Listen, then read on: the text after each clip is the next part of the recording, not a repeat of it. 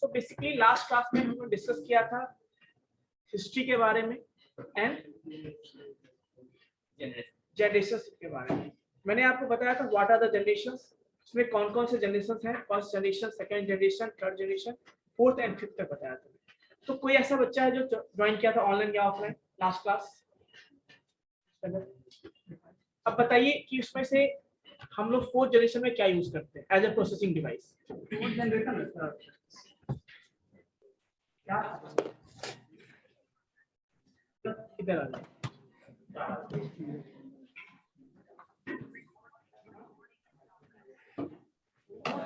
Online students आप में से ट्राई कर सकते हो।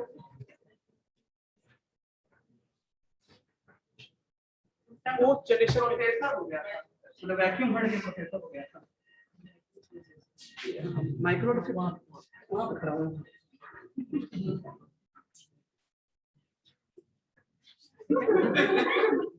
अब देखिए, और किसी को कोई पता है, किसी को कोई आइडिया? यस बताइए। और कोई? इसको कहते हैं कॉन्फिडेंस लेवल आप लोग का जो है बहुत कम। Very good. तुम लोग खुद ही कंफ्यूजन में आ जाते हो, पढ़े हुए चीज को तुम लोग याद नहीं रख पाते। थोड़ा सा ये ब्रेन है ना रबर का होता है, पता है, इलास्टिसिटी होता है, इसको जितना जोड़ दोगे ना उतना एक्सपेंड करेगा, नहीं यूज करोगे वो रबर की तरह सिकुड़ जाएगा। इसीलिए थोड़ा सा जब कोई पूछे ना तो सीधा हाँ या ना में जवाब मत दो कि हाँ मुझे सर नहीं पता है, या फिर थोड़ा सा दिमाग में जोड़ डालो कि हाँ हम ट्राई करते हैं। जैसे इसने ट्राई किया, अच्छी बात है, कंफ्यूजन है थोड़ा सा लेकिन ट्राई किया, लेकिन हाँ पहले सोच लेना चाहिए था, है ना, बाद में हाथ उठाना चाहिए, अच्छी बात है। अब बताओ क्या होगा? प्रोसेसर था माइक्रो फिफ्थ जनरेशन में आया था, तो फर्स्ट में क्या यूज किए थे हम लोग? फर्स्ट में आप क्यूब क्यूब ठीक से मतलब क्या होगा समझ में नहीं आता क्या था? ये क्यूब नहीं, वैक्यूम। सेकंड में क्या था? ये ट्रांजिस्टर। Very good. थर्ड में क्या था? थर्ड प्रोसेसर आ गया। थर्ड पे प्रोसेसर था, आईसी था, है ना। उसके बाद क्या था? Processor, micro processor, and then AI machine learning जो हम लोग करते हैं। तो बेसिकली रिवीजन आपको हो गया होगा कि सबसे पहले जनरेशन में हम लोग वैक्यूम ट्यूब यूज करते थे। मैंने प्रॉब्लम भी बताया था, एडवांटेज और डिसएडवांटेज भी बताया था। सेकंड मैंने आपको क्या बताया? ट्रांजिस्टर बताया, साइज रिड्यूस हो गया। तो वैसे मैंने आपको लास्ट 5th जनरेशन तक मैंने बताया था आपको, जहाँ पे एआई मतलब आर्टिफिशियल इंटेलिजेंस की बात करते हैं। क्या करते हैं? आर्टिफिशियल इंटेलिजेंस की बात करते हैं, ठीक है। तो बेसिकली अब हम लोग चलते हैं टाइप पे। तो क्लासिफिकेशन की बात करते हैं, तो डिफरेंट बेसिस पे हम क्लासिफिकेशन करते हैं। तो वो हमारा क्या है बेसिस? देखिए, फर्स्ट जो क्लासिफिकेशन होता है on the basis of purpose. Purpose मतलब कि कंप्यूटर जो हम यूज करते हैं किस पर्पस से यूज करते हैं, तो पर्पस के बेस पे करते हैं। सेकंड क्लासिफिकेशन जो होता है that is called on the basis of signal और द डेटा। क्या होता है? सिग्नल और द डेटा, मतलब या तो सिग्नल पे काम करता है, दूसरा क्या होता है? डेटा के बेस पे काम करता है, कैसे डेटा पे वो काम करता है। क्लियर है बच्चे? ऑनलाइन स्टूडेंट्स सारे बच्चे अपना अपना कैमरा ऑन कर लीजिए, बेटर होगा आपके लिए। बार बार मुझे बोलना पड़े अच्छा नहीं लगता, है ना, जो ऑनलाइन है उनके लिए। तो बेसिकली मैंने क्या बोला आपको? On the basis of purpose, on the basis of data और द सिग्नल। सेकंड, थर्ड जो होता है basis on the basis of size. क्या होता है? On the basis of size. अब पूछेंगे साइज के बेस पे क्या, तो छोटा कंप्यूटर, उससे बड़ा कंप्यूटर, तो उसके बेस पे हम उसको क्लासिफिकेशन करते हैं। हाँ ठीक है, हाँ यस प्लीज। देखिए जैसे आईसी होता है ना, आईसी मतलब छोटे से चिप पे हम क्या करते हैं? कॉम्प्लेक्स सर्किट डिजाइन करते हैं। छोटे से चिप पे हम मतलब कॉम्प्लेक्स सर्किट को डिजाइन कर सकते हैं, दैट इज कॉल्ड आईसी। अब मान लो वैसे वैसे बहुत सारे आईसी को ले लेंगे, हम मिला देंगे, तो क्या होगा? और भी कॉम्प्लेक्स सर्किट हो जाएगा। कॉम्प्लेक्स कहने का मतलब ये हुआ कि हम फीचर्स और भी चाहते हैं उसमें। जैसे स्टार्टिंग में जो कंप्यूटर बना था ना, ये सोच के बनाया गया था कि हम वहां पे केवल कैलकुलेशन कर सकते हैं, बाद में उसमें बहुत सारे फीचर्स ऐड हो गए। तो कहने का मतलब ये जितने ज्यादा आईसी ऐड करेंगे उतना कॉम्प्लेक्सिटी और बढ़ेगा ना। और मतलब एक है स्मॉल स्केल है, उसमें छोटा होता था, नंबर ऑफ कॉम्प्लेक्स सर्किट्स कम होते थे उसपे। उसके बाद क्या आया देखो लार्ज स्केल, उसमें छोटे ही जगह पे और हमने कॉम्प्लेक्स सर्किट डिजाइन करना स्टार्ट किया, उसको हम कहते हैं लार्ज स्केल। अब मान लो उससे भी ज्यादा हम यदि उतने ही स्पेस में उससे भी ज्यादा हम सर्किट डिजाइन करना स्टार्ट करते हैं, दैट इज कॉल्ड VLSI। उसके बाद क्या है देखो नेक्स्ट, मतलब और भी उससे ज्यादा कर दोगे तो क्या होगा, दैट इज कॉल्ड ULSI। तो इसी के बेस पे नंबर ऑफ सर्किट के हिसाब से हम कॉम्प्लेक्सिटी के हिसाब से बात करते हैं कि वो VLSI है या फिर ULSI है या LSI है या SSI। ठीक है, कोई दिक्कत? तो देखिए कॉम्प्लेक्सिटी कब बढ़ता है, जब हम चाहते हैं कि सिस्टम से हमें और भी फीचर्स चाहिए, और भी आप एडवांटेज चाहते हो उसमें, और भी काम करना चाहते हो, तो उसके इसमें क्या होगा, सर्किट को में डिजाइन करना होगा ना। और सर्किट यदि फीचर्स बढ़ेंगे तो सर्किट भी कॉम्प्लेक्सिटी बढ़ेगा उसमें। तो उसी को हम कहते हैं क्या, VLSI या फिर ULSI। इसी को, जिसको बाद में हम लोग क्या बोलते हैं, उसी को हम लोग माइक्रो प्रोसेसर भी बोलते हैं। क्या बोलते हैं उसको? Basically we are talking about classification. तो फर्स्ट क्या है बताइए? फर्स्ट मैंने बोला आपको that is called on the basis of purpose. अब पर्पस मतलब क्या, देखिए जैसे पर्पस के बेस पे नोट डाउन कीजिए आप लोग पढ़ाते। फर्स्ट है ये नोट डाउन कर लो केवल, the classification of computer. First लिखोगे on the basis of purpose. क्या होगा, on the basis of purpose.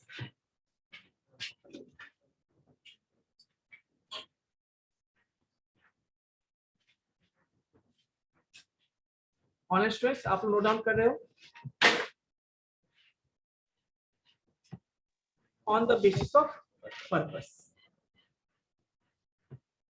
Second क्या लिखोगे, on the basis of signal or the data, on the basis of signal or data।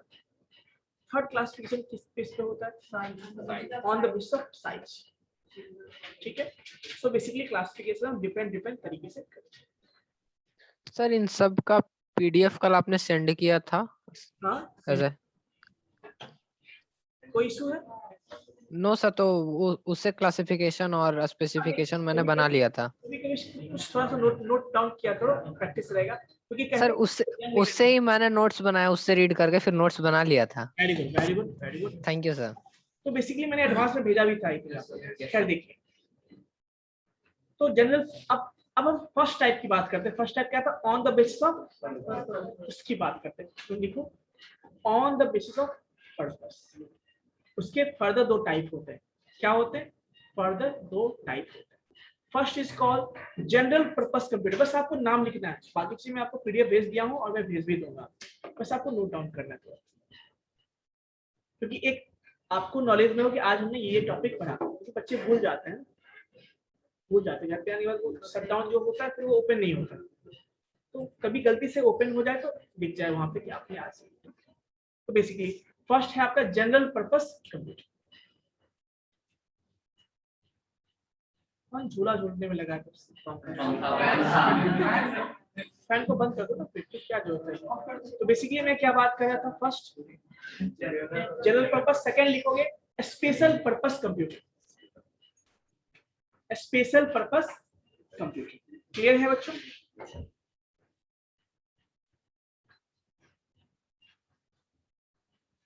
Special purpose. Now understand what is general purpose computer. अब देखने की जरूरत नहीं है, बस समझो। जनरल पर्पस मतलब क्या, जैसे आपने जनरल स्टोर का नाम सुना होगा, शॉप होता है जनरल स्टोर, वहां पे क्यों जनरल स्टोर को बोला जाता है? कि जनरली हर एक चीज वहां पे मिल जाएगा, डेली यूज की चीजें वहां पे मिल जाती है, और जनरली सबके लिए वहां पे कुछ न कुछ सामान वहां पे अवेलेबल है। वैसे ही जो सिस्टम होते हैं, कंप्यूटर्स होते हैं, जिसको कोई भी यूज कर सकता है, मतलब हम भी यूज कर सकते हैं, आप भी यूज कर सकते हैं, कोई और भी यूज कर सकता है, तो ये क्या हो गया, जनरलाइज हो गया ना। और ऐसे कंप्यूटर को हम बोलते हैं जनरल पर्पस कंप्यूटर। मतलब जनरल पर्पस के लिए जो लोगों का आम यूज होता है, कॉमन यूज के लिए, बेसिकली जो एक्टिविटी होता है उसके लिए हम यूज करते हैं, उसको क्या कहते हैं, जनरल पर्पस कंप्यूटर। तो ये जो लैपटॉप होता है, डेस्कटॉप होता है, ये सारे क्या है आपके, पाम टॉप होता है, मोबाइल, ये सारे क्या है, जनरल पर्पस कंप्यूटर्स। क्लियर है बच्चों? जैसे उसमें हम सिंपल सी बात, कैलकुलेशंस कर सकते हैं, बेसिक एक्टिविटीज कर सकते हैं, जैसे आपका लैपटॉप, कंप्यूटर, ये सारी चीजें। ठीक है, नेक्स्ट बच्चों बात आती है that is called special purpose. क्या आती है बच्चों? Special purpose computer. Special purpose की बात होती है, मतलब कुछ खास होगा उसमें। इसका मतलब ये है कि वैसे कंप्यूटर्स जहां पे हम स्पेसिफिक टास्क के लिए परफॉर्म करते हैं, मतलब वैसे कंप्यूटर जो स्पेसिफिक पर्पस के लिए यूज किए जाते हैं, उसको हम क्या कहते हैं? Special purpose. समझ में आई बात?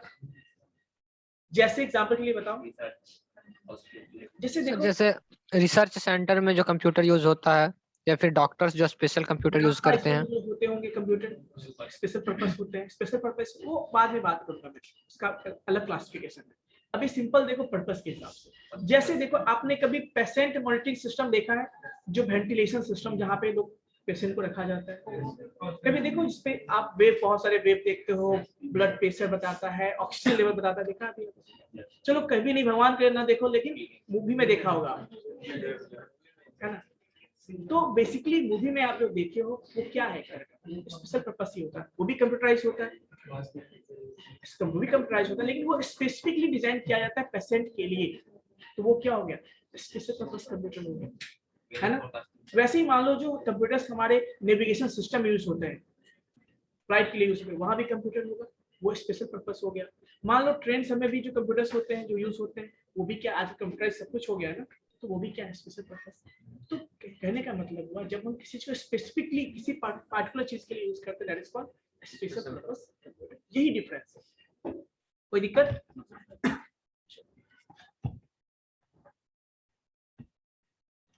then comes on the basis of signal or the data next इसके भी क्लासिफिकेशन 3 टाइप होते हैं, इसके further 3 types are there. First one is called analog, नाम लिखते जाओ, on the basis of signal और द डेटा के बेस पे। फर्स्ट है आपका एनालॉग। सेकंड क्या है बच्चों? Second is called disturbing eye this one।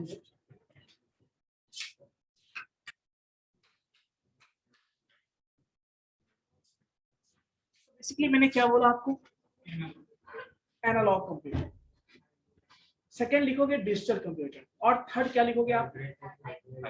Hybrid computer. तो बेसिकली एनालॉग कंप्यूटर समझने से पहले या फिर डिजिटल कंप्यूटर समझने से पहले हम लोग समझेंगे कि आखिर एनालॉग और डिजिटल होता क्या, what is the meaning of analog and digital. Basically signal की बात करें, एनालॉग सिग्नल और एक होता है डिजिटल सिग्नल। जो आप करंट देखते हो फ्लो होते हुए वायर के थ्रू, वो सारा एनालॉग सिग्नल होता है। या कभी रेडियो वेव देखते हो, इंफ्रारेड रे देखते हो, ये सारे जो होते हैं वो सारे किसमें आते हैं? Analog signal. और जो सिग्नल 0-1 के फॉर्म में ट्रेवल होता है उसको हम लोग डिजिटल सिग्नल कहते हैं। क्लियर है? तो कभी आपने ग्राफ देखा है क्या? वेव फॉर्म देखा है क्या? वेव का ग्राफ देखा है कैसा होता है? कुछ इस तरह से होता है, वो कंटिन्यूअस होता है, कंटिन्यूअस होता है। तो जो एनालॉग सिग्नल होता है वो कंटिन्यूअस होता है। क्या होता है? उसमें डेटा का कंटिन्यूअस फ्लो होता है। बट जो डिजिटल सिग्नल होता है वो डेटा का इसको जरूरी नहीं कि वहां पे, तो उसका ग्राफ ऐसे स्पाइर के फॉर्म में होगा, ऐसा होगा, ऊपर होगा 1, नीचे होगा 0, फिर 1, फिर 0, इस तरह से।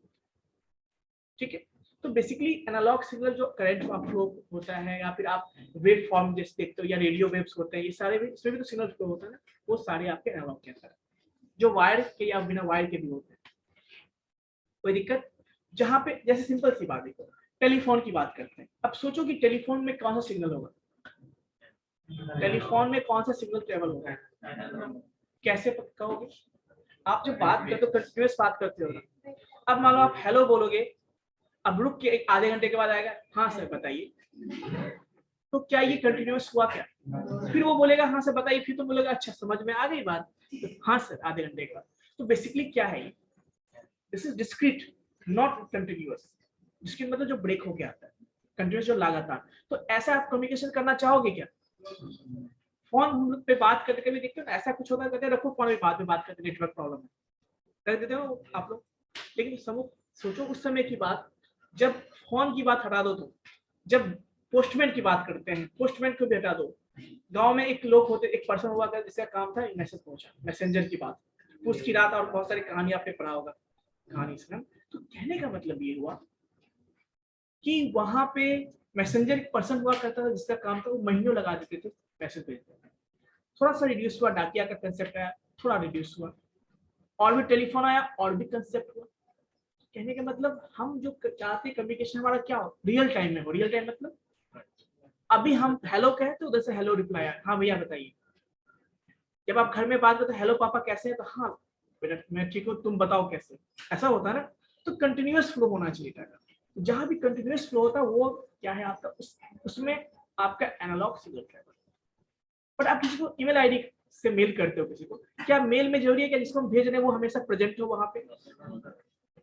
भेज दिया, वो अपना जब फ्री होगा देख लेगा। तो यहाँ पे क्या कंटिन्यूअस की पॉसिबिलिटी है क्या? आराम से भेज दिया, ब्रेक होगी मेरा कोई बात नहीं, लास्ट में पहुंच जाना चाहिए उसको हम लोग कहते हैं डिजिटल डेटा। तो बेसिकली अब समझाएंगे, अभी क्लास में तो पॉसिबल नहीं, अभी तो आप स्टार्ट ही किया, हर चीज समझ में आएगी। अपकमिंग क्लासेस में सेमेस्टर का टॉपिक के हिसाब समझ में आएगी, बट यही बेसिक फंडामेंटल होता है जो मैंने आपको बताया।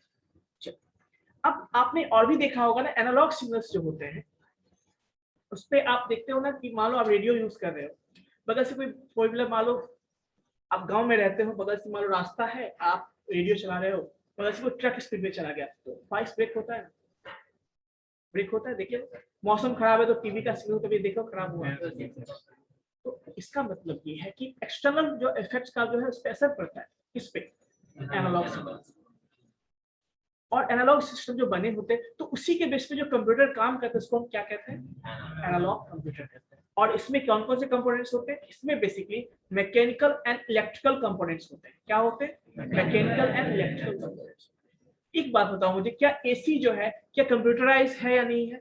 क्या कंप्यूटर से बोलेंगे या नहीं बोलेंगे? ये भी कंप्यूटर बोलेंगे, लेकिन हम लोग के दिमाग में सेट हुआ है कि डिजिटल ही कंप्यूटर होता है। लेकिन ये सिंपल सी बात बताओ मुझे, आपने कभी बाइक का मीटर देखा है क्या? स्पीडोमीटर जो होता है पुराने जमाने का भी आपने देखा होगा, वो ऐसे मूव करते रहता था, ऐसे करके देखा होगा आपने, कंटिन्यूअस हो रहा होता है। आजकल क्या होता है, 0 के बाद सीधा 1 होता है, 1 के बाद सीधा 2 होता है। डिजिटल मीटर में आप देखोगे ये क्या है, आपका डिजिटल सिग्नल। और जो कंटिन्यूअस देखते हो वहां पे क्या है, एनालॉग। ऐसे भी आप मतलब क्लासिफाई कर सकते हो, ठीक है। तो वैसे कंप्यूटर्स जो एनालॉग सिग्नल पे काम करते हैं और जो किससे बने होते हैं, मैकेनिकल एंड इलेक्ट्रिकल कंपोनेंट से बने होते हैं, हम क्या कहते हैं, एनालॉग कंप्यूटर। बेसिकली इसका यूज हम कहाँ करते हैं, रियल टाइम के लिए। मैंने बोला ना अभी टेलीफोन कहाँ यूज करते हैं, जब हमें रियल टाइम में डेटा कम्युनिकेशन चाहिए, रियल टाइम में हम चाहते हैं कोई परफॉर्म करना, तो हम इसको यूज करते हैं। रियल टाइम मतलब अभी के अभी कम्युनिकेशन करना होगा, ठीक है। फिगर भी आप देख रहे होंगे बहुत सारे लोग, आई थिंक। तो पुराने जमाने के जो एनालॉग कंप्यूटर्स हुआ करते कुछ इस तरह से, जो वायर्स बहुत ज्यादा होते थे, बल्कि हुआ करता था साइज में। और जैसे आपने कभी सिंपल सा बताओ, कभी स्टेशन मास्टर के सामने जो लगा हो तो वो देखा है आपने, वो भी कंप्यूटर ही है उनके लिए, पर उसमें बहुत सारे वायर बटन बहुत सारे होते हैं, वो भी क्या है, एनालॉग कंप्यूटर के एग्जांपल। आपने सिंपल ये देखा होगा, इधर आसपास देखो, यहाँ पे एम्पलीफायर है क्या, ये भी क्या है आपका, एनालॉग। डिजिटल है एनालॉग है, देखो गौर से। तो बेसिकली ये सारे, इसमें भी वायर्स होते, बहुत सारी चीजें हैं, ठीक है। तो बेसिकली अब नेक्स्ट हम लोग बात इसे कुछ कैरेक्टरिस्टिक्स की बात करते हैं, जैसे it is real time operating device that represents data at the same time continuously with in the given range. मतलब ये कि ये रियल टाइम डिवाइस है, मतलब इसको हम रियल टाइम में ऑपरेट करते हैं। जैसे हमें फोन पे बात करना है, हम तुरंत बात करना चाहते हैं क्या, तो हम फोन उठाया, मैंने कॉल नंबर लगाया तो बात करके हम रख देते हैं। रियल टाइम इसी को कहते हैं, जब हमें जरूरत हो तब। और जो हमने इससे रिस्पॉन्स मांगा वो तुरंत हमें मिल जाए, दैट इज कॉल्ड रियल। अब देखो सेम वाला, इसमें जो डेटा कम्युनिकेशन क्या होता है, कंटिन्यूअसली होता है। चलिए, perform calculations without third party support, मतलब एक बार इनपुट दे दिया एम्पलीफायर में, नहीं वो खुद काम करना शुरू कर देता है। Allow user to scale down the problem helping them. हाँ, एक प्रॉब्लम इसमें ये है, देखो इसमें यूजर को इतना है कि वो खुद इसके प्रॉब्लम्स को सॉल्व कर सकता है, प्रॉब्लम को, एरर को सॉल्व कर सकता है। लेकिन प्रॉब्लम क्या, देखो सबसे बड़ा प्रॉब्लम क्या होता है समझ, कि अब मान लो हमने एक सिस्टम डिजाइन किया, बाद में हमें उसमें कुछ इंप्रूवमेंट की जरूरत पड़ी, कोई नए फीचर्स की जरूरत है हमें, तो प्रॉब्लम क्या होगी, यदि हम उसको फिर से नया फीचर्स ऐड करेंगे तो कॉम्प्लेक्सिटी बढ़ेगा ना, सर्किट का डिजाइन चेंज करना हो सकता है हमें, हार्डवेयर चेंज करना पड़ सकता है हमें, एक प्रॉब्लम हुआ ना ये। ये सबसे बड़ा प्रॉब्लम था किसका,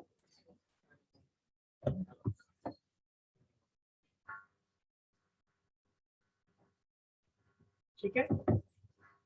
तो बेसिकली ये सबसे बड़ा प्रॉब्लम है कि जब भी हमें कुछ नए फीचर्स को ऐड करना हो तो हमें फिर से रीडिजाइन करनी पड़ती है, फिर से हार्डवेयर चेंज करना पड़ सकता है, फिर से वायर से कम्युनिकेशन कनेक्शन चेंज करना पड़ सकता है। ये सबसे बड़ा क्या ड्रॉबैक है किसका। पर डिजिटल में आज कंप्यूटर परचेज करते हो, क्या आपको हमेशा कुछ नया सॉफ्टवेयर पे आया तो क्या आप कंप्यूटर चेंज कर देते हो, वो सॉफ्टवेयर डाउनलोड कर लिया, ड्राइवर डाउनलोड कर लिया, काम हो गया। तो फायदा है ना, क्या आपको हार्डवेयर चेंज करने की जरूरत पड़ती है क्या, नहीं। ये किसका फायदा है, ये डिजिटल कंप्यूटर का फायदा है। नेक्स्ट, सो आई थिंक आपको एनालॉग समझ में आ गया। तो डिजिटल पे आते हैं कि वैसे सिग्नल जो 0-1 के फॉर्म में ट्रेवल होते हैं, जो डिस्क्रीट होता है, मतलब 0-1 डिस्क्रीट ही वैल्यू होता है। जैसे हम किसी को मेल करते हैं तो जो ही नहीं कि मेल एक ही बार में चला जाए, ब्रेक होके भी पैकेज लेके पहुंच जाना चाहिए बस, डेटा हमारा ब्रेक होके भी पहुंच जाए। मेल में थोड़ी ना है कि हमें कि वहां पे आदमी बैठा रहेगा, आप भेज दो बस, सामने वाला जब वो टाइम मिलेगा वो देख लेगा। तो यहाँ पे रियल टाइम हुई क्या, नहीं। यहाँ पे हम क्या कहते हैं उसको, नॉन रियल टाइम, ठीक है। तो ऐसे जगहों पे, और जीरो का मतलब क्या होता है, यहाँ पे जो डेटा ट्रेवल 0-1 के फॉर्म में होता है, जीरो का मतलब यहाँ पे होता है ट्रू, सॉरी फॉल्स, 1 का मतलब होता है ट्रू, जीरो का मतलब होता है ऑफ, और 1 का मतलब होता है कुछ इस तरह से वहां पे डेटा। अब सिग्नल डिजाइन क्या होता है, जहाँ पे 0-1 के फॉर्म में आप जो भी एंटर करते हो वो 0-1 के फॉर्म में कन्वर्ट होता है। इवन हर एक कैरेक्टर के करस्पॉन्डिंग 0-1 का कोड होता है, आस्काई कोड कहते हैं उसको, ठीक है। तो वो चीजें आप समझोगे अपकमिंग क्लासेस में। चलिए, तो ऐसे सिग्नल पे जो काम करते हैं उसको क्या कहते हैं, डिजिटल सिग्नल कहते हैं। क्लियर है यहाँ तक क्लियर है। तो अब डिजिटल सिग्नल बच्चों दो तरह के होते हैं। एक चीज और, दे आर प्रोग्रामेबल, मतलब हम उसमें प्रोग्रामिंग के हेल्प से कुछ चेंजेस कर सकते हैं, हम उसके लिए सॉफ्टवेयर बना सकते हैं, उसमें प्रोग्रामिंग कर सकते हैं। So this is not programmable, but उसमें हम ये चीजें नहीं कर सकते, है ना। इसके बाद digital computers are either general purpose और स्पेशल पर्पस, मतलब इसमें दोनों तरह के कंप्यूटर्स मिलेंगे। आजकल हर चीज कंप्यूटराइज हो गया, पता है आपको। पेशेंट मॉनिटरिंग सिस्टम भी पहले वायर वाले होते थे, फिर लोगों ने बनाया तो आजकल डिजिटल ही देखते हो ना, डिजिटल ही होता है ना वहाँ पे। तो कहने का मतलब वहाँ भी कंप्यूटराइज है, बट वो स्पेशल पर्पस हो गया। और हम लोग जो यूज करते हैं क्या है, जनरल पर्पस कंप्यूटर्स होते हैं, ठीक है। General purpose computers as their name suggest, पर यहाँ पे जनरल पर्पस नहीं होगा, यहाँ पे स्पेशल पर्पस होगा। The special purpose computer as their name suggest are designed for the specific type of data processing, मतलब किसी पार्टिकुलर काम के लिए उसको बनाया जाता है। बट यहाँ करेक्शन कर लीजिएगा, मैं भेजूंगा। While general purpose computers are meant for the general use, मतलब इसको हम लोग क्यों यूज करते हैं, जनरल यूज के लिए इसको जनरल पर्पस। चलिए, ये दोनों तरह के इसके कंपोनेंट्स के बारे में बात करते हैं। इसमें कौन कौन से कंपोनेंट्स मिलेंगे आपको।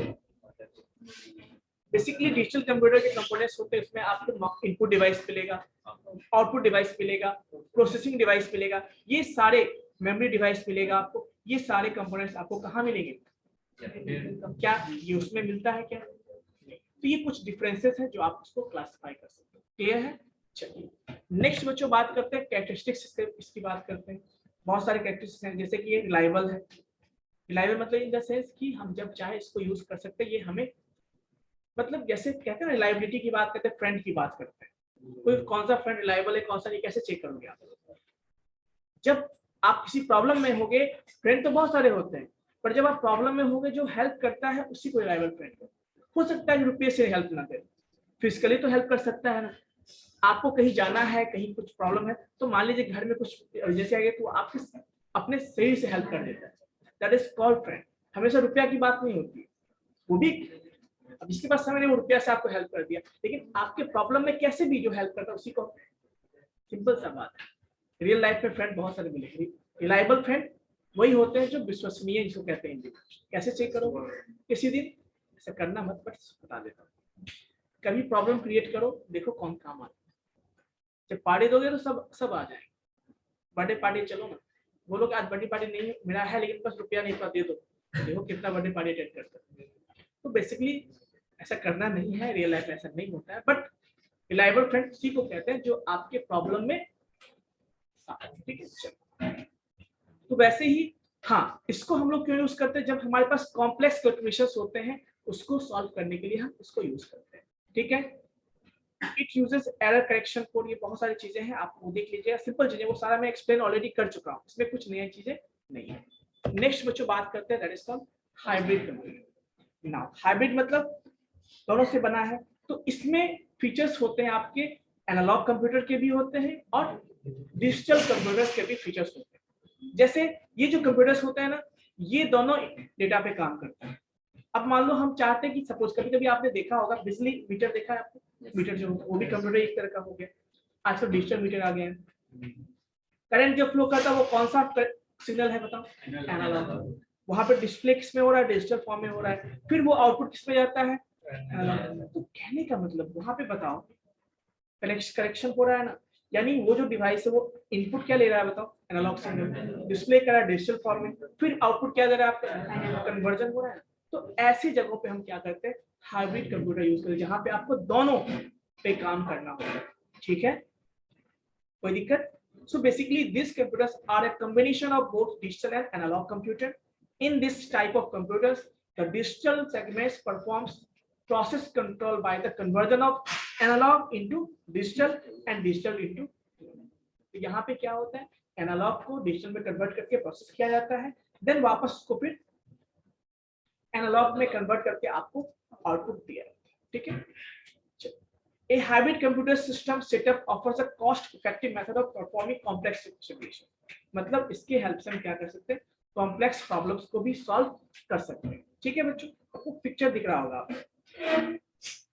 तो वायर्स भी बहुत सारे होते हैं, देखते हो डिजिटल फॉर्म में भी। तो कहने का मतलब यहाँ पे आपके एनालॉग सिग्नल की भी बात होती है और डिजिटल सिग्नल की। डिस्प्ले डिजिटल ही करता है, लेकिन कनेक्टेड क्या होते हैं? बहुत सारे कंपोनेंट्स होते हैं। तो ये बताओ, कभी आपने पेशेंट मॉनिटरिंग सिस्टम में देखा होगा, बहुत सारा डिवाइस होता है ना, एक यहाँ लगा होता है जो पल्स नाप, एक हार्ट बीट नापता हो, एक ऑक्सीजन लेवल यहाँ पे लगा होता है, बहुत सारी चीजें होती है वहाँ। हार्ट बीट के लिए बहुत सारी चीजें होती है, कहने मतलब सारा सिग्नल जो वहां से क्या होता है? एनालॉग फॉर्म में आता है। और डिस्प्ले कैसे करता है आपको? डिजिटल। वहां भी वो जो कंप्यूटर्स वो कैसे होंगे? Hybrid computers. क्लियर है? क्या मान लो जहाँ पे बिजली ऑफिस होता है बड़ा बड़ा, जहाँ पे ट्रांसफार्मर देखते हो वहाँ भी सबके डिवाइस होते हैं वहाँ पे। तो आजकल हर चीज कंप्यूटराइज हो गया, तो जहाँ पे कंप्यूटराइजेशन की बात करते हैं, आजकल देखते हो ना ट्रेन में भी कंप्यूटर लगे होते हैं, हर जगह लगे होते हैं नेविगेशन सिस्टम में। तो वायर भी होते हैं, वायर है तो एनालॉग सिग्नल होगा, इसका मतलब डिजिटल में कन्वर्जन। तो वैसे जगहों पे हाँ भी कोई कुछ पूछ रहा था। यस, फोन में बात करेंगे तो एनालॉग होगा कि डिजिटल? फोन पे बात करते हैं वो दोनों कॉम्बिनेशन होता है एक तरह का। वहाँ पे नेटवर्क आपका कनेक्शन आएगा, एनालॉग सिग्नल कन्वर्जन होता है वहाँ पे। तो कहने का मतलब एक तरह से कह सकते हैं ये भी आपका डिजिटल मतलब हाइब्रिड कंप्यूटर की तरह ही होता है, क्योंकि जो सिग्नल आता है वो किस फॉर्म में आता है? एनालॉग के फॉर्म में। आपके मोबाइल या कंप्यूटर में वो चेंज होता है किसमें? डिजिटल में, प्रोसेसिंग हो गया, फिर आप जब सेंड करोगे किसी को तो क्या होता है? एनालॉग। ठीक है, इससे कुछ कैरेक्टरिस्टिक्स हैं, जैसे कि पैरेलल प्रोसेसिंग में यूज करते हैं, डिफिकल्ट प्रॉब्लम को सॉल्व करने के लिए यूज करते हैं, ऑनलाइन डेटा प्रोसेसिंग के लिए यूज करते हैं। ये कुछ चीजें हैं जो मैंने आपको बताया इसके बारे में। So this is all about the on the basis of what? Signal and data. तो बेसिकली हमने दो तरह के क्लासिफिकेशंस को बताया, कौन कौन सा था बताओ?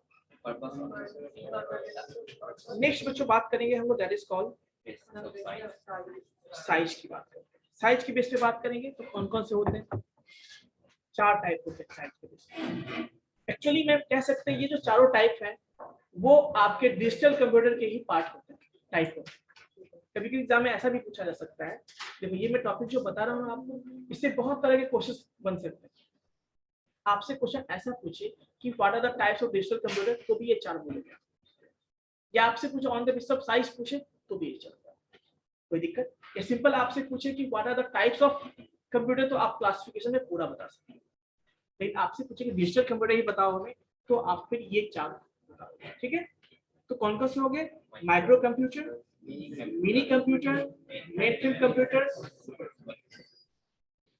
माइक्रो कंप्यूटर क्या होता है बच्चों? बेसिकली जो हम कंप्यूटर लैपटॉप यूज करते हैं वो सारे क्या है? सबसे स्मॉलेस्ट कंप्यूटर होता है, सबसे लो कॉस्ट कंप्यूटर होता है, जो जनरल पर्पस के लिए हम यूज करते हैं। क्लियर है? कोई दिक्कत? चलो ये देखो, आपको फिगर दिख रहा है अभी आपको स्क्रीन पे। माइक्रो कंप्यूटर मिनी कंप्यूटर में कुछ डिफरेंस दिख रहा है आपको?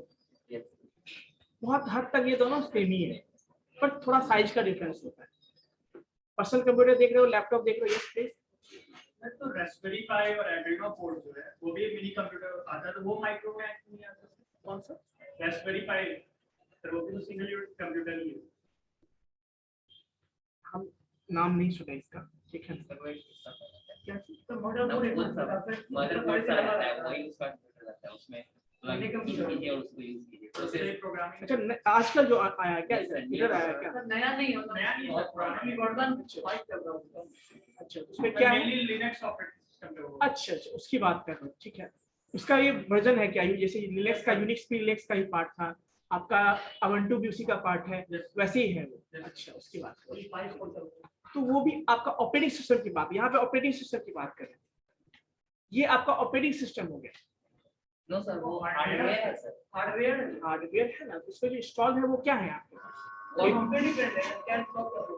क्या single code computer, single code है सर, सारे कंप्यूटिंग इन्वर्टेड पे आप लिनक्स ऑपरेटिंग सिस्टम यूज कर सकते हैं और बेसिक कंप्यूटिंग के लिए भी मतलब विंडोज भी, मतलब उसमें कोई भी ऑपरेटिंग सिस्टम डाल सकते हो। इसका सिस्टम हो गया लैपटॉप कंप्यूटर, हो सकता है ऐसा हो सकता है आजकल बहुत छोटे छोटे भी कंप्यूटर्स आपने जैसे हो सकता है कोई इशू नहीं है, ठीक है। तो वो कंप्यूटर्स जो आप बोलोगे ना उसको डिजिटल ही कंप्यूटर में आएगा, वो आपका डिजिटल कंप्यूटर में ही आएगा, क्योंकि आजकल जितना हम यूज करते हैं डिजिटल। रीजन क्या है? देखो, डिजिटल कंप्यूटर में हम लोग विंडोज ऑपरेटिंग सिस्टम इंस्टॉल कर सकते हैं, बाकी जो डिजिटल कंप्यूटर नहीं होते वहां पे अलग अलग तरह के भी होते हैं। जैसे इंटरफेस आपको मैंने दिखाया था, याद है अभी? जैसे ट्रेन का जो मैंने बोला स्टेशन मास्टर के पास जो होता है वो भी कंप्यूटर है। इंटरफेस का डिजिटल होता है क्या? नहीं। तो जहां भी इंटरफेस आपको डिजिटल फॉर्म में मिले दैट इज कम्युनिकेशन, ऐसे भी आप पहचान सकते हैं। जैसे मीटर की बात करते हैं आजकल, मीटर देखते हो, 5 का जो मीटर होता है 0 के बाद सीधा 1, 1 के बाद सीधा 2। तो ये जो कन्वर्जन डेटा का हुआ कंटीन्यूअस हो रहा है या फिर स्ट्रीट में हो रहा है, ये बता दो। स्ट्रीट में हो रहा है, तो वैसे कंप्यूटर्स को हम क्या बोलते हैं? तो वो चीजें हैं। बाकी आप कंप्यूटर की बात करो तो कंप्यूटर जो है जितने भी आते हैं आपके मैक ओएस या जो भी है सारे डिजिटल कंप्यूटर्स होते हैं, ठीक है, सारे कंप्यूटर डिजिटल होते हैं। नेक्स्ट बच्चों बात करते हैं हम लोग माइक्रो कंप्यूटर की बात करते हैं। तो वो माइक्रो कंप्यूटर में भी आ सकता है, वो जो आपने बोला ना माइक्रो कंप्यूटर का ही पार्ट होगा, ठीक है। अब देखिए डिजिटल के अंदर कौन सा आएगा? माइक्रो कंप्यूटर के अंदर आएगा। अब देखिए micro computers are small low cost and single user digital computer. क्या है ये? एक टर्म आया अभी आपने देखा, सिंगल यूजर, मतलब क्या होता है? एनीवन? सिंगल यूजर का मतलब क्या होता है? एनीवन? मतलब at a time single user can work on the system. जैसे आपके घर में मान लीजिए कंप्यूटर है, आप 2 भाई हो और आप दोनों को प्रोजेक्ट बनाना है, क्या दोनों एक साथ बना सकते हो? It means that at a time कोई एक ही पर्सन उस पे काम कर सकता है। देखो बहुत सारे कंफ्यूजिंग टर्म्स आएंगे जैसे multitasking, multi programming, multi processing, बहुत कंफ्यूजिंग टर्म है। पर यहाँ पे उसकी बात में सिंगल यूजर की बात करो, एट ए टाइम कितने लोग उस पर काम कर सकते हैं, इसको सिंगल यूजर। तो ये जो कंप्यूटर्स होते हैं लैपटॉप कंप्यूटर, वो सारे क्या है? सिंगल यूजर, ठीक है। इसमें बेसिकली सिंगल यूजर्स हैं और डिजिटल कंप्यूटर है। इसमें कौन कौन से कंपोनेंट्स होंगे? इनपुट डिवाइस होंगे, आउटपुट डिवाइस होंगे, स्टोरेज यूनिट के सारे होंगे, कुछ सॉफ्टवेयर्स भी होंगे। नेक्स्ट क्या है बच्चों? एक टर्म है स्टैंड अलोन कंप्यूटर। इसका मतलब क्या होता है? या मशीन, जैसे एक कहावत है ना, कोई अकेला खुद ही कोई काम कर सकता है कोई काम को, तो उसको स्टैंड अलोन कहते हैं। मतलब यदि अभी बताओ इस सिस्टम से हम कोई सिस्टम कनेक्ट किए हैं क्या? अकेला काम कर रहा है ना। इंटरनेट हटा दो, क्या हम काम कर सकते हैं इस पे? काम कर सकते हैं। तो बेसिकली जब ये सिस्टम किसी अदर सिस्टम से कनेक्टेड नहीं है तो उसको हम क्या कहते हैं? स्टैंड अलोन कंप्यूटर कहते हैं। चाहे वो नेटवर्क से ना जुड़ा हो या किसी इंटरनेट से ना जुड़ा हो, तो हम क्या कहते हैं? Stand alone computer. बट हम इसमें चाहे तो क्या कर सकते हैं? नेटवर्क से भी इसको हम कनेक्ट कर सकते हैं। ये अकेला भी काम कर सकता है और नेटवर्क में भी ये काम कर सकता है। जितने भी IBM कंपनी का नाम आपने सुना होगा, कितने लोग जानते हो IBM? सबसे पहला मेमोरी कार्ड उसी ने बनाया था। 100 कितना 1.46 MB या कितना था? 1.46 MB के आसपास था उसका स्टोरेज। 1.2, वही मतलब कहीं पे आप 1.6 1.2 देखोगे। बेसिकली वो क्या है आपका? इतने ही स्पेस की मेमोरी। वो भी कितने बड़े थे पता है? गोदरेज देखा आपने? गोदरेज का साइज का, उसको लोड करने के लिए 4 लोग लगे थे। पिक्चर में दिखाऊंगा आपको। तो पहला मेमोरी कार्ड जो बना था, सोचो तो IBM जो है का जो पीसी जो कंप्यूटर पर्सनल कंप्यूटर्स होते हैं उसमें पेंटियम माइक्रोप्रोसेसर लगे होते हैं। अभी तो आजकल इंटेल के बहुत सारे आते हैं। एप्पल में मैकिंटोश कहते हैं उसको, मैकिंटोश होते हैं। मैक ओएस भी शॉर्ट में कहते हैं, क्या बोलते हैं। ये सारे कंप्यूटर्स क्या है आपके माइक्रो कंप्यूटर्स कहलाते हैं। क्लियर है। और एग्जांपल्स में आप नोटबुक बोलोगे, स्मार्टफोन बोलोगे, ये सारे क्या टैबलेट सारे क्या है, क्योंकि साइज के हिसाब से बात करें ना, साइज के हिसाब से बात करें तो क्या साइज इसका छोटा होता है। Next comes mini computer. अब कंफ्यूजन बच्चों को होता है कि माइक्रो मिनी में क्या, माइक्रो मतलब और भी छोटा, तो माइक्रो कंप्यूटर मैंने बोला। मिनी कंप्यूटर थोड़ा उससे बड़ा होगा, लेकिन कुछ चीजें हैं इसमें। It is a multi user computer. क्या है ये, मतलब क्या हुआ, इसमें एक साथ मल्टीपल यूजर काम करते हैं। जैसे आपने कभी देखा होगा किसी जगह पे जो आजकल मशीन होते हैं, ठीक है ना। अब मान लो इनपुट किसी का, कोई इनपुट दे रहा है, कोई आउटपुट कलेक्ट कर रहा है, कोई प्रोसेसिंग कर रहा है, तो ऐसे जगहों पे जहाँ पे multiple user at the same time, इसको ऑफिस में यूज करते हैं या किसी बिजनेस पर्पस के लिए यूज करते हैं, किसी ऑर्गेनाइजेशन में यूज करते हैं। कभी आपने देखा है कि एक ही सीपीयू से 100-10 कंप्यूटर चल रहे होते हैं, कभी देखा आपने एक ही कंप्यूटर, कभी बैंक में देखा आपने। तो कहने का मतलब ये हुआ कि बेसिकली इंडस्ट्री में और रिसर्च एरिया में इसको हम यूज करते हैं, जहाँ पे एक साथ मल्टीपल यूजर्स, अब कोई मान लो टास्क परफॉर्म करना है जहाँ पे एक पर्सन से नहीं होने वाला, तो वहां पे हम क्या करते हैं, ऐसे कंप्यूटर्स को यूज करते हैं जहाँ पे मल्टीपल पर्सन्स मिलके, मल्टीपल यूजर्स मिलके कंप्यूटर्स को यूज करते हैं और टास्क को, प्रॉब्लम को सॉल्व करते हैं। They have high processing speed, मतलब प्रीवियस के रिस्पेक्ट में ये फास्ट होता है ना, और इसका स्टोरेज कैपेसिटी भी क्या होता है बच्चों, प्रीवियस से ज्यादा होता है। अब देखिए इसको हम लोग मीट क्या बोलते हैं, it is the class of the small computer that was introduced into the world in the mid 1960s में आया था, और इसको मिड साइज कंप्यूटर बोलते हैं। मिड साइज क्यों बोलते हैं, रीजन है। इससे पहले कौन सा था, माइक्रो, इसके बाद कौन सा है, मेनफ्रेम। तो चूंकि इस दोनों के बीच का आता है ना, इसलिए इसको मिड साइज कंप्यूटर कहते हैं। और एक चीज और, जो उस समय के जो आपके सबसे बड़े मिनी कंप्यूटर्स हुआ करते थे, और उस समय के सबसे छोटे मेनफ्रेम कंप्यूटर हुआ करते थे, लगभग दोनों क्या थे, मतलब दोनों में अंतर करना मुश्किल था।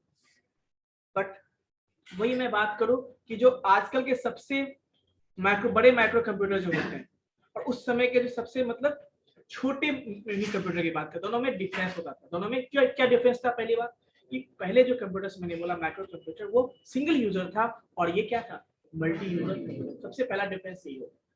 इसके बाद जितने भी मिलेंगे ना, सारे क्या है आपके मल्टी यूजर कंप्यूटर्स, जो सिंगल बंदा को यूज नहीं कर सकता। कितने लोग काम कर सकते हैं इस पे, मिनिमम 4 मैक्सिमम 200 इस पे एक साथ, डिपेंड करता है आपके सिस्टम के साइज के हिसाब से, आपके सिस्टम के रिक्वायरमेंट के हिसाब से। अभी देखो आजकल कंपनी ऑर्गेनाइजेशन में आप देखते हो ना, मशीन जो होते हैं बहुत सारे, आजकल सारे ऑटोमेटिक मशीन होते हैं। अब उनको हैंडल करने के लिए क्या एक पर्सन से हैंडल हो जाएगा, कोई यहाँ से मान लो बिस्किट की बात करें, कोई यहाँ से मटेरियल दे रहा है, कोई उसको पैक कर रहा है, वो सारा कंप्यूटराइज सिस्टम है, तो क्या सिंगल पर्सन हैंडल कर सकता है क्या, तो वो भी तो तेरा कंप्यूटर है ना। तो वैसे कंप्यूटर्स क्या है आप मल्टी यूजर ही कहलाएंगे। चलिए, the user can access the micro computer through their PC software. हाँ एक चीज और, इसको हम लोग एक्सेस कैसे करते हैं, जैसे मैंने बोला था ना आपको कि एक कंप्यूटर है, जैसे वर्क स्टेशन होते हैं, जहाँ पे एक ऑफिस में बहुत पावरफुल सीपीयू लगा हुआ, उससे बहुत सारे मॉनिटर कीबोर्ड से कनेक्टेड है, उसको टर्मिनल्स बोलते हैं, और उसी के बेस पे वो सारा आपस में परफॉर्म। तो कोई मान लो इनपुट दे रहा है, कोई प्रोसेसिंग करवा रहा है, कोई आउटपुट एक्सेस कर रहा है, तो ऐसे इस तरफ जाके वो सिंगल टास्क को परफॉर्म करते हैं, उसको हम बोलते हैं मिनी कंप्यूटर। अभी देखिए इसका रियल टाइम एप्लीकेशंस में, मतलब जहाँ पे इंडस्ट्री में या रिसर्च एरिया में हम इसको यूज करते हैं, कहाँ पे, रियल टाइम एप्लीकेशन के फॉर्म। जहाँ पे रियल टाइम मतलब क्या होता है आपको पता है, अभी कभी हमें आउटपुट चाहिए, तो ऐसी जगहों पे हम क्या करते हैं, ऐसे कंप्यूटर्स को यूज करते हैं। कुछ एग्जांपल्स भी मैंने दिए हैं, एग्जांपल्स भी है। हाँ कुछ इसके डिसएडवांटेज की बात करते हैं, डिसएडवांटेज की बात करते हैं तो क्या है, इसमें USB, most of the cases में इसमें यूएसबी नहीं होते इसमें, यूएसबी इसमें नहीं, सीडी ड्राइवर भी नहीं होते, है ना। और इसके जो ऑपरेटिंग सिस्टम होते हैं वो थोड़ा स्पेशल होते हैं, मतलब ये नहीं कि कोई भी यूज कर सकता है। हमारे और आपके कंप्यूटर के जो ऑपरेटिंग सिस्टम होते हैं वो यूजर फ्रेंडली होते हैं, बट ये यूजर फ्रेंडली नहीं होता है। क्लियर है कि इसको यूजर फ्रेंडली मतलब नहीं, तो कैसे, इसका मतलब क्या होगा बताओगे? हर लोग नहीं यूज कर सकते। हर कोई इसको यूज नहीं कर सकता, जिसको उसके बाद, जैसे आप सिंपल सी बात है, अभी लिनक्स की बात की थी, क्या लिनक्स को सब चला सकता था क्या? जब वो जो जीयूआई के फॉर्म में नहीं आया था, पहले वो कमांड लाइन यूनिक्स के फॉर्म में था, जो कमांड मतलब हर चीज के लिए कमांड यूज करना होगा, या डॉस आपने सुना होगा सारे। कोई ऐसा बंदा है जो कुछ टिक लगा रहा है, आई थिंक नाम पता चल रहा है मुझे, नाम पता है मुझे, नाम पता चल जाता है इससे, जो भी टाइप कर रहे हो, रोल नंबर जो भी है, कृपया करके टिक ना लगाएं, मैं यहाँ पे टिक लगाने के लिए बैठा हूँ, ठीक है। जब आपको याद हो जाए फिर टिक लगा लीजिए अपने नोटबुक। तो बेसिकली मैंने क्या बोला कि ये जो कंप्यूटर ऑपरेटिंग सिस्टम वैसे लोग यूज करते हैं जो उससे फेमिलियर हैं, जिनको उसका ट्रेनिंग मिला है, वैसे in this generally there is no much storage on board, it can be too small to do certain project, मतलब ये थोड़ा सा छोटा होता है कुछ प्रोजेक्ट परफॉर्म करने के, लेकिन हाँ फिर भी हम छोटे मोटे प्रोजेक्ट्स पे परफॉर्म कर सकते हैं, ठीक है। Then comes main frame computer, ये साइज देख रहे हो आप, पहले से भी क्या होता है इसका बड़ा हुआ है। अब ये आपको दिख रहा होगा ये पूरा कंप्यूटर है, लेकिन उसमें कुछ दिख रहा है आपको डिस्प्ले जैसा, वो सारे टर्मिनल्स होते हैं, उसके नीचे देखो जितने लगे हुए हैं वो सारे टर्मिनल्स होते हैं, जिसके हेल्प से हम क्या करते हैं, कंप्यूटर को एक्सेस करते हैं। अब ये इतना बड़ा कंप्यूटर होता है कि यहाँ पे इवन एक रूम को कवर कर सकता है, इतने बड़े बड़े होते हैं कि एक रूम एक बिल्डिंग को कवर कर सकता है। अब इनपुट यहाँ से दे रहे हैं, आउटपुट वहां से लेने के लिए यहाँ इनपुट दे दिया, वहां खड़े होंगे तब आउटपुट मिलेगा। तो इतने बड़े कंप्यूटर्स होते हैं, तो छोटे छोटे कंप्यूटर इसमें, इसीलिए इसको मल्टी यूजर एक साथ एक पर्सन इसको हैंडल नहीं कर सकता, ठीक है। लेकिन यूज कहाँ करते हैं, देखो रीजन है इसका,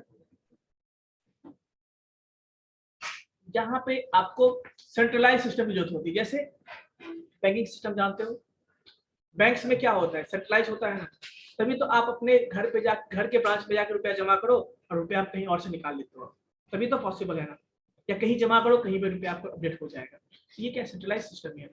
सिंपल सी बात छोड़ो, बैंक की ही बात हो, बैंक में ही आप जब जाते हो तो बहुत सारे काउंटर्स होते हैं, एक जगह रुपया जमा होता है, एक जगह अपडेट होता है, एक जगह चेक का काम होता है, बहुत सारा होता है। अभी मान लो आपने एक जगह काउंटर पर रुपया जमा कर दिया 10,000, आपको चेक करना है जमा हुआ या नहीं, फिर आप क्या करोगे, पासबुक लेके अपडेट करवाओगे।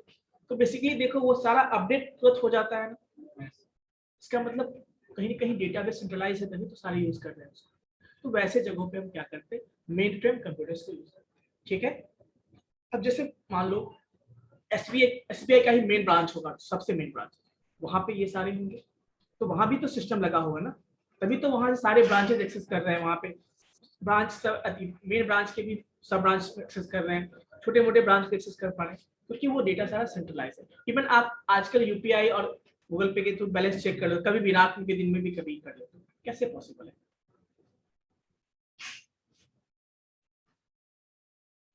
क्योंकि वो सारे सिस्टम क्या है, सेंट्रलाइज। तो वैसे जगहों पे हम क्या करते हैं, इसको यूज करते हैं, ठीक है। अब टर्मिनल्स क्या होंगे, देखो अब जितने भी सिस्टम कनेक्टेड होंगे वो सारे क्या टर्मिनल्स हैं। अब यहाँ पे हम बैठे बैठे सिस्टम अपडेट कर दिया, मान लो फिर दो तरह के टर्मिनल्स होते हैं, एक होता है आपका डम टर्मिनल, दूसरा क्या होता है, इंटेलिजेंट टर्मिनल। डम क्या होता है, देखो जहां पे हम लोग प्रोसेसिंग क्या करते हैं, कैन नॉट स्टोर डेटा और डू प्रोसेसिंग, ये डेटा को प्रोसेस नहीं कर सकता और स्टोर भी नहीं कर सकता, बट ये इनपुट आउटपुट के लिए केवल यूज करता है। उसे वैसे टर्मिनल्स को हम क्या कहते हैं, जहां पे हम केवल इनपुट आउटपुट दे सकते हैं, बाकी स्टोरेज के काम यहाँ पे। जैसे बैंक की बात करता हूँ, बैंक में ये बताओ वहां पे क्या हम करते हैं, क्या हम डेटा को बस इनपुट आउटपुट ही करते हैं और तो कुछ नहीं करते हैं। बैंक में जो कंप्यूटर्स को क्या इनपुट आउटपुट ही होता है, बट इसके आप फिर कुछ काम होता है तो आप कहाँ जाते हो, मेन ब्रांच जाते हो, हेड ब्रांच जाते हो उसका लोकल का, तो वहां पे कुछ चीजें होती है, वहां पे नहीं हो पाती फिर आप उसके मेन ब्रांच जानते हो, ऐसा होता है। तो बेसिकली लिमिटेड होता है। अब इंटेलिजेंट टर्मिनल क्या होता है, देखिए जहां पे हम इनपुट आउटपुट तो कर ही सकते हैं, वो प्रोसेसिंग भी कर सकता है, वो क्या कर सकता है बच्चों, प्रोसेसिंग भी कर सकता है, उसको हम क्या कहते हैं, बट वो स्टोर नहीं कर सकता। इसके बाद देखिए ये कुछ चीजें हैं जो मैंने बताया, इसको कहाँ यूज करते हैं, this is used in organization like banks और कंपनीज में इसको यूज करते हैं, जहाँ पे where many people requires frequent access of the same data. Obviously आपको बैंक में पता है ना, इस सेम डेटा को एक्सेस करने की जरूरत सबको पड़ती है। मान लो एसबीआई, अभी तो आप मान लो आप चेक यहाँ अभी अकाउंट लेके अपना जाओगे, मान लो आपका एसबीआई में अकाउंट है, आपके घर के पास लोकल ब्रांच में, आपको पापा ने कुछ रुपया भेजा, आपके पापा ने, आप निकालने के लिए कहाँ जाओगे, ये दूसरे बैंक जाओगे, एसबीआई जाओगे, एसबीआई जाओगे। अब वहां जाए अलग बात है, दो चार बहाना भी बना देता है कि ये होम ब्रांच नहीं होगा, ऐसे होगा ऐसे होगा, है ना, लेकिन जाओगे तो कैसे निकल जाता है यहाँ से रुपया, कहीं ना कहीं सेंट्रलाइज होगा। आप यहाँ नहीं, अब दिल्ली जाके निकालो तो भी वहां पे आपका रुपया निकल जाए बिकॉज ऑफ सेंट्रलाइज। तो ऐसे जगहों पे हम क्या करते हैं, मेन फ्रेम कंप्यूटर यूज करते हैं। क्लियर है बच्चों, कोई दिक्कत? So next is called super computer. क्या है आपका सुपर कंप्यूटर? ये उससे भी फास्ट होता है और उससे भी बड़ा होता है। इसको हम लोग यूज करते हैं लार्ज टास्क परफॉर्म करने। लार्ज मतलब जहाँ पे वैसे टास्क जो जनरली हम लोग सिंपल कंप्यूटर से नहीं परफॉर्म कर सकते, जैसे वेदर फोरकास्टिंग की बात करते हैं। क्या बात करते हैं? Weather forecasting. क्या वेदर फोरकास्टिंग हम सिंपल कंप्यूटर से कर सकते हैं? क्या? जहाँ पे वेदर फोरकास्टिंग होता है वहां पे कई साल के डेटा को हम लोग मिला के क्या करते हैं, ये बताया जाता है कि आगे का क्या 2 दिन 4 दिन या 1 महीने के बाद कैसा मौसम है। 1 साल पे नहीं कर सकते, हर दिन के इंफॉर्मेशन ले, आज क्या टेम्परेचर कितना था, ह्यूमिडिटी कितना था, कैसा मौसम था, सनी था, कैसा था, रेनी था, इस तरह का सारा इंफॉर्मेशन स्टोर होता है। देन उसके बेस पे क्या करता है वो मशीन लर्निंग एल्गोरिथम्स मिला के वो बताएगा कई साल का, 10 साल 20 साल के डेटा पे वो नेक्स्ट प्रिडिक्ट करता है कि आगे का क्या होने वाला है। उसको हम लोग क्या करते हैं, क्या वो सिंपल कंप्यूटर से परफॉर्म कर सकते हैं? उतने बल्कि डेटा को हम परफॉर्म कर सकते हैं सिंपल कंप्यूटर से? उसके लिए हमें स्पेशल टाइप ऑफ कंप्यूटर चाहिए, जहाँ पे हम क्या करते हैं, सुपर कंप्यूटर की यूज करते हैं। क्यों? क्योंकि इतने बड़े बड़े डेटा होते हैं, इसको हम यदि परफॉर्म करेंगे तो हमारे बहुत ज्यादा टाइम लगने वाला होगा, बहुत ज्यादा टाइम लग सकता है, जो कि पॉसिबल भी ना, स्लो भी होगा। तो ऐसे जगहों पे हम क्या करते हैं, सुपर कंप्यूटर। जैसे आपको पता है ना, नासा में सुपर कंप्यूटर यूज होता है, इसरो करता है। तो जहाँ पे ऐसी चीजें की रिक्वायरमेंट होती है वहां पे हम क्या करते हैं, सुपर कंप्यूटर। जहाँ पे हाई स्पीड आपको क्या चाहिए, कैलकुलेशन चाहिए, प्रोसेसिंग चाहिए, वहां पे यूज करते हैं। इसके जो स्पीड होते हैं ना, वो फ्लॉप्स में होते हैं। फ्लॉप्स मतलब फ्लोटिंग पॉइंट ऑपरेशन पर सेकेंड। तभी आपने देखा है, जो मंगलयान के बारे में सुना होगा, वहां पे जो हम कैलकुलेशंस करते हैं पॉइंट में मेजर किया जाता है हर एक चीज, कितना डिग्री पे है, कितना क्या, कितना डिस्टेंस ट्रेवल किया है, सारा पॉइंट में भी होता है। तो वैसे कैलकुलेशंस जो होते हैं उनके लिए हम क्या करते हैं, फ्लोटिंग पॉइंट यानी सुपर कंप्यूटर यूज करते हैं, जो कि फ्लोटिंग पॉइंट ऑपरेशन पर सेकेंड। मतलब इसमें फ्लोटिंग पॉइंट ऑपरेशन पर सेकेंड परफॉर्म करता है। इवन इसका स्पीड कितना होगा देखो ना, 13, क्या बोलते हैं, 13 ट्रिलियंस ऑफ कैलकुलेशन पर सेकेंड परफॉर्म कर सकता है। क्या है? Trillions of computer. Million billion आप जानते हो, ये ट्रिलियंस ऑपरेशन परफॉर्म कर सकते हैं। ठीक है बच्चों, इसको यूज कहाँ करते हैं, यूनिवर्सिटीज में करते हैं, मिलिट्री एजेंसी में करते हैं, साइंटिफिक रिसर्च में भी करते हैं। इसको कहाँ पे, कुछ एग्जांपल्स आपने सुना, परम is one of the famous super computer. परम का नाम सुना, IBM रोड रनर होता है, ब्लू जेन है, इंटेल अस्काई है, परम पद्मा है, जो लेटेस्ट आपका क्या है, मशीन है इस सीरीज। और जो परम अभी है ना, परम पद्मा इसको बोलते हैं, उसका स्पीड क्या होता है, 1 टेरा फ्लॉप्स। 1 टेरा मतलब समझते हो, 1024 मतलब 1024 मतलब कितना होता है, 1024 मिलाओगे, आपका बाइट मिलाओगे तो 1 KB, फिर 1024 से गुना करो, फिर MB, फिर 1024 से गुना करो, फिर GB, फिर गुना करोगे तो मतलब 1024 GB, है ना। ऐसा करो 10 to the power 40, sorry 2 to the power 40, 2 to the power 40 करोगे तो क्या होता है आपका, वो टेरा होता है। और जो उतने ऑपरेशंस को ये परफॉर्म कर सकता है कौन, सुपर कंप्यूटर। कितना हैवी हुआ। तो ऐसे जगहों पे इसको यूज करें। क्लियर है बच्चों? बाकी कुछ चीजें हैं जो आप ऑलरेडी समझ सकते हो, यस और नो?